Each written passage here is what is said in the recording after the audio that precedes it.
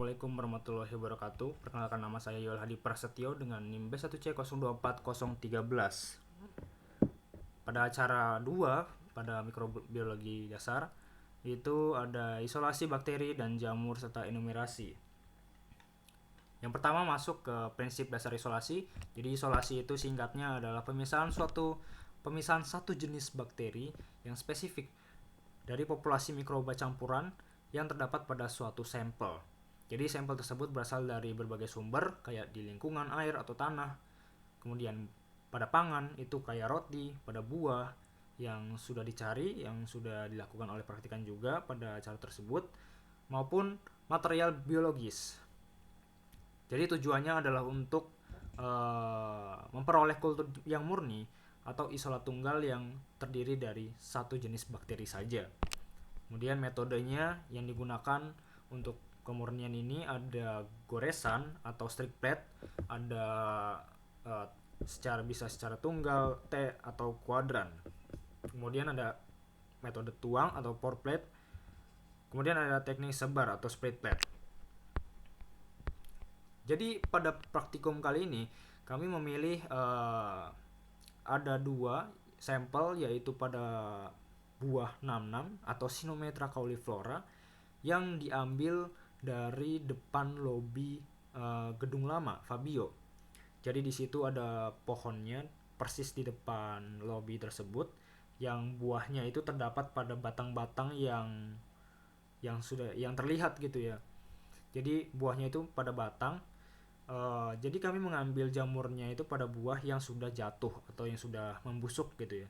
Kemudian sampel yang kedua ada Sri Rejeki atau Aclaonema sp yang berlokasi di samping rumah Mencit di belakang. Kemudian prinsip pengecaran bertingkat. Jadi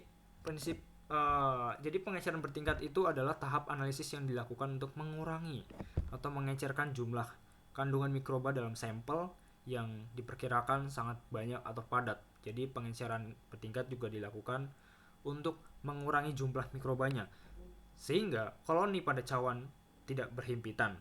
Kemudian pada praktikum kali ini juga dilakukan 4-5 kali tahap pengecaran, yaitu masing-masing 2 sampel, yaitu A dan B. Kemudian metode isolasi yang digunakan itu menggunakan teknik tuang atau pour plate, yaitu teknik dengan mencampurkan suspensi bakteri dengan medium agar pada suhu 50 derajat Celcius. Kemudian dituangkan pada cawan Petri. Nah, metode ini juga digunakan untuk menumbuhkan mikroorganisme pada media dengan stok kultur bakteri sehingga tersebar dengan merata pada permukaan agar. Yang kedua, metodenya itu menggunakan teknik atau metode gores atau strict plate dengan cara menggoreskan jarum ose ke dalam permukaan media agar dengan pola yang melingkar. Kemudian dalam metode sebar atau split plate yang digunakan pada praktikum kali ini Jadi metode ini merupakan teknik penumbuhan mikroorganisme di medium agar yang padat. Dilakukan dengan cara menyebarkan dengan cara menuang suspens bakteri ke atas medium agar.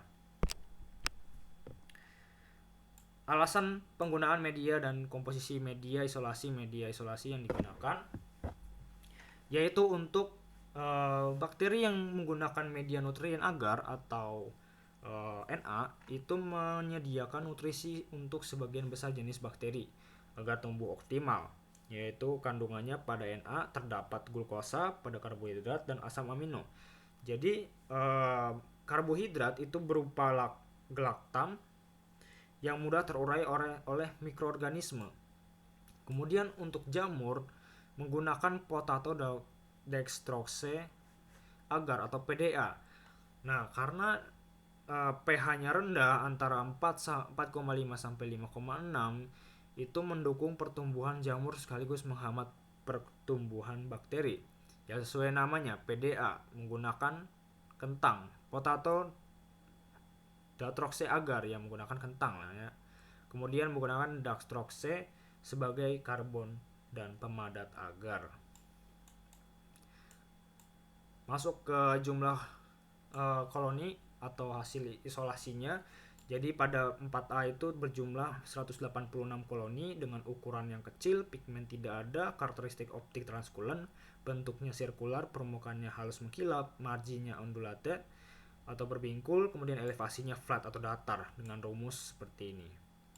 Kemudian masuk ke jumlah koloni yang 4B berjumlah 300, pigmennya tidak ada, ukurannya pinpoint, karakteristik optiknya transkulen, berbentuk irregular, permukaannya halus mengkilap, beriting dan raised.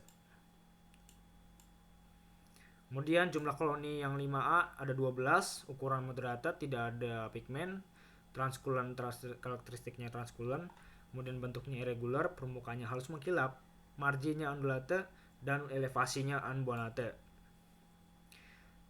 Masuk ke 5B dengan jumlah 30 koloni dengan ukuran yang kecil, pigmen tidak ada, karakteristik optik transkulen, bentuknya sirkular, permukaannya halus mengkilap, margin keriting atau curlet, ya, atau dengan elevasi konveks. Kemudian fungi jamur nasi. Jadi karena katanya hilang atau gimana entahlah, jamur pada buah namnam jadi diganti dengan jamur nasi. Ya, pada gambar sih ukurannya besar, pigmennya warnanya kuning, karakteristik optiknya tidak bisa tembus cahaya, kemudian bentuknya filamentos, permukaannya kasar, marginnya serabut, elevasinya raised. Ini tidak digunakan sih sebenarnya. Kemudian ada tidaknya kontaminasi dan faktor penyebabnya.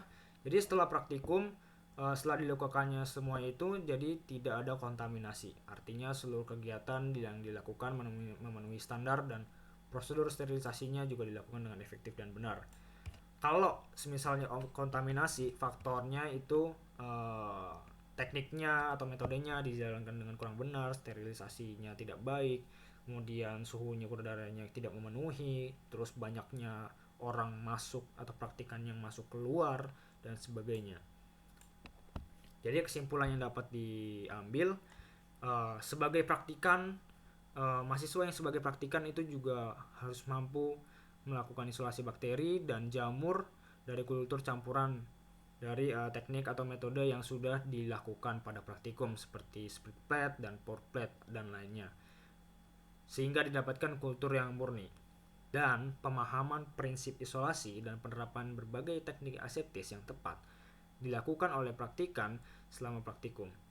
Juga praktikan dapat melakukan enumerasi mikroorganisme dengan menggunakan rumus TPC atau total plate count. Ini adalah rujukan atau referensi yang yang sudah saya cari gitu ya. Mungkin itu saja, sekian dari saya, terima kasih.